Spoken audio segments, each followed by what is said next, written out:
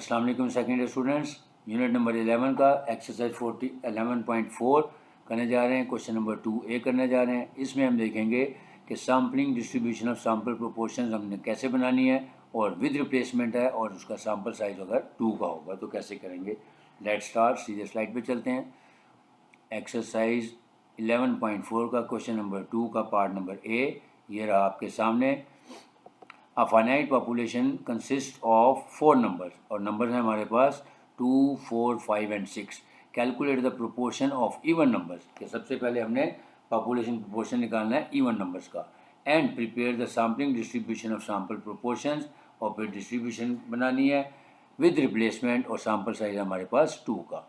और उसके बाद प्रूफ क्या करना है, प्रूफ ये करना है कि जी mu p is equal to pi, यानी सैम्पलिंग डिस्ट्रीब्यूशन ऑफ प्रोपोर्शन का मीन और पॉपुलेशन प्रोपोर्शन इक्वल होंगे। इसी तरह जो स्टैंडर्ड एरर है वो भी हमने प्रूव करनी है लेकिन वेरिएंस की फॉर्म में कि sigma p square is equal to pi into 1 minus pi over small n.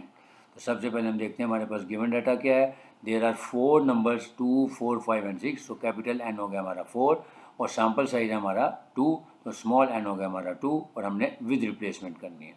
तो सबसे पहले हम स्टेप 1 करेंगे, पॉपुलेशन प्रोपोर्शन निकालेंगे। उसका फार्मूला वही है जो हमने विदाउट रिप्लेसमेंट में पढ़ा था, यानी pi is equal to x over capital N. X का मतलब है जो डिज़ायर्ड रिजल्ट है हमारा वो क्या है, इवन नंबर्स। अब देखें ये 4 नंबर्स हैं टोटल और इसमें इवन नंबर्स कितने, 3, 2, 4 एंड 6। तो हमारा यानी जो फेवरेबल आउटकम होगा वो क्या होगा, 3 even numbers out of total 4 number which is equal to 0.75। यानी सबसे पहले हमने क्या किया, पॉपुलेशन प्रोपोर्शन की वैल्यू निकाल ली। अब सेकंड स्टेप में हम पहले इसके सैम्पल्स देखेंगे कि नंबर ऑफ सैम्पल्स हमारे पास कितने बनते हैं। क्योंकि हम विद रिप्लेसमेंट कर रहे हैं तो विद रिप्लेसमेंट में सैम्पल्स बनाने का तरीका क्या है, capital N raise the power small n, यानी 4 की पावर 2 करेंगे तो 16 आ गया। अब हम इसके सैम्पल्स बनाएंगे। तो सैम्पल पहले वैसे ही बनेंगे जैसे, क्योंकि विद रिप्लेसमेंट है तो 2 के साथ 2 के साथ 2, फिर 2 के साथ 4, फिर 2 के साथ 5 और फिर 2 के साथ 6। फिर इसी तरह 4 के साथ 2, फिर 4, 4, फिर 4, 5 और फिर 4, 6। फिर इसी तरह 5 के साथ 2, फिर 5 के साथ 4, 5, 5 और फिर 5, 6 और लास्ट में 6, 2, फिर 6, 4, फिर 6, 5 और फिर 6, 6। ये इस तरह हमारे सैम्पल बन जाएंगे। अब हमने इसका प्रोपोर्शन निकालना है। तो सैम्पल प्रोपोर्शन किस चीज़ का निकालना है हमने, इवन नंबर्स का। अब देखें जो पहला हमारा पेयर बना है वो है 2, 2, दोनों ही इवन नंबर्स हैं। इसका मतलब है इसका जो प्रोपोर्शन बनेगा 2 ओवर 2 यानी 1 हो जाएगा, क्योंकि दोनों ही इवन नंबर्स थे। फिर सेकेंड 2, 4, अगेन दोनों इवन नंबर्स हैं तो 2 को जब 2 पर डिवाइड करेंगे तो 2 ओवर 2 यानी ये भी 1 आ जाएगा।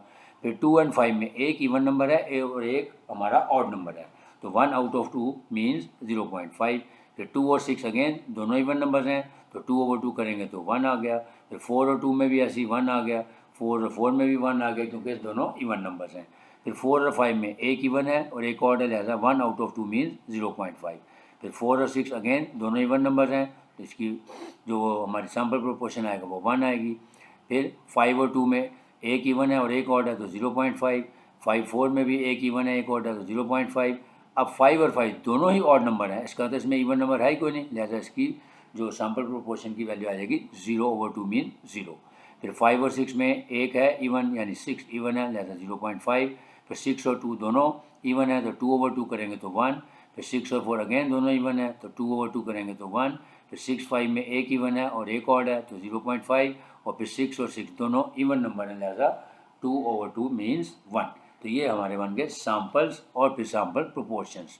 तो हमने विद रिप्लेसमेंट वैसे किया जैसे, क्योंकि हर नंबर के साथ हर नंबर का पहले पेयर बना दिया सैम्पल साइज 2 का और फिर उनके सैम्पल प्रोपोर्शन निकाल लिए कि जो हमारे पेयर बन रहे थे उसमें कितने नंबर ऑफ इवन नंबर्स हैं उसको टोटल यानी 2 पे डिवाइड कर देंगे। अब हम बनाते हैं सैम्पलिंग डिस्ट्रीब्यूशन ऑफ प्रोपोर्शंस। तो वहाँ पे देखें हमने पिछली स्लाइड में भी देखा कि हमारे पास जो सैम्पल प्रोपोर्शंस आ रहे हैं उसकी वैल्यूज़ आ रही हैं 0, 0.5 और 1।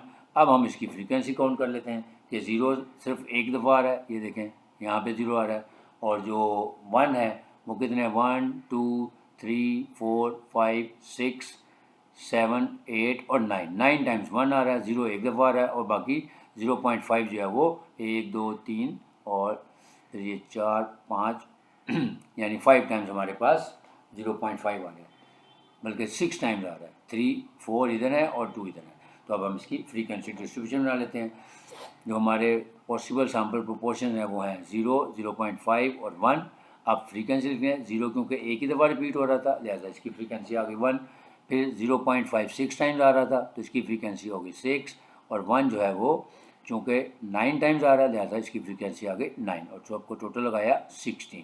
अब हम इसकी प्रोबेबिलिटी निकालेंगे। प्रोबेबिलिटी निकालने का वही तरीका है जो मैं आपको बार बार बताता हूँ कि इंडिविजुअल फ्रीक्वेंसी को टोटल फ्रीक्वेंसी पे डिवाइड कर देंगे।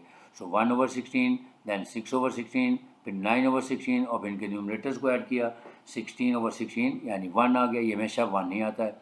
अब हम P और F ऑफ P का प्रोडक्ट ले लेते हैं। P की वैल्यू है 0 और F ऑफ P है 1, तो 0 मल्टीप्लाई 1/16 करेंगे तो 0/16, फिर 0.5 मल्टीप्लाइड बाई 6, 3/16, फिर 1 मल्टीप्लाइड बाई 9/16 इन 9/16। अब इसका सम लगा लें, 3 + 9 करेंगे तो 12/16। अब इसको कैलकुलेटर से हम आंसर निकाल लेते हैं तो 0.75। नेक्स्ट जो हमारा वेरिएंस होगा उसके लिए हम P² into F of P करेंगे, यानी इस P को दोबारा P F ऑफ P से मल्टीप्लाई कर देंगे तो 0 मल्टीप्लाइड बाई 0/16 किया तो 0/16 ही आ गया। फिर 0.5 मल्टीप्लाइड बाई 3 करेंगे तो 1.5/16 आ गया। फिर 1 मल्टीप्लाइड बाई 9 किया तो 9/16 आ गया। टोटल लगा लिया 10.5/16 विच इज़ इक्वल टू 0.6563। अब हम इसके जो सैम्पलिंग डिस्ट्रीब्यूशन हमारी प्रोपोर्शन तैयार है, यहाँ से हम इसका mean of the population proportion यानी इसका मीन निकालेंगे और फिर इसका वेरिएंस निकालेंगे। तो पहले हम इसका मीन निकाल लेते हैं। Sampling distribution of sample proportion का मीन निकालने का वही फार्मूला है कि mu p is equal to summation p into f of p which is equal to 0.75, और ये हमेशा पॉपुलेशन प्रोपोर्शन के इक्वल ही आता है। वो हम जो नेक्स्ट स्टेप में इसकी वेरिफिकेशन करेंगे वहाँ प्रूव करेंगे। सेकेंड, अब वेरिएंस का फार्मूला लिखें, summation p square f of p minus mu p का whole square. Summation p square f of p की वैल्यू है हमारे पास 0.6563 माइनस म्यू पी की वैल्यू है 0.75, इसका स्क्वायर लिया और इसको हमने कैलकुलेट की मदद से आंसर निकाल लिया 0.0938 आ गया।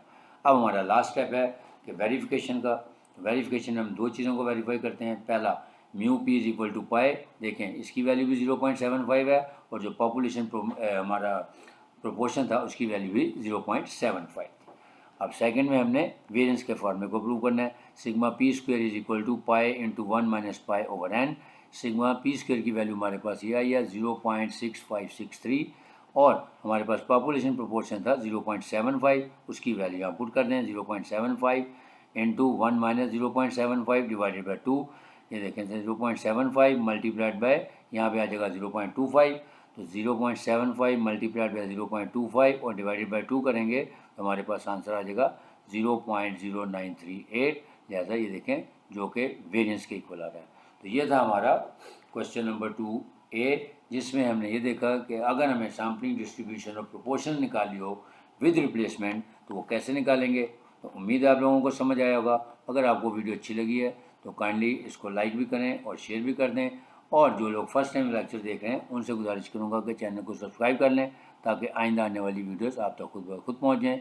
इजाज़त चाहूँगा। अल्लाह हाफ़िज़।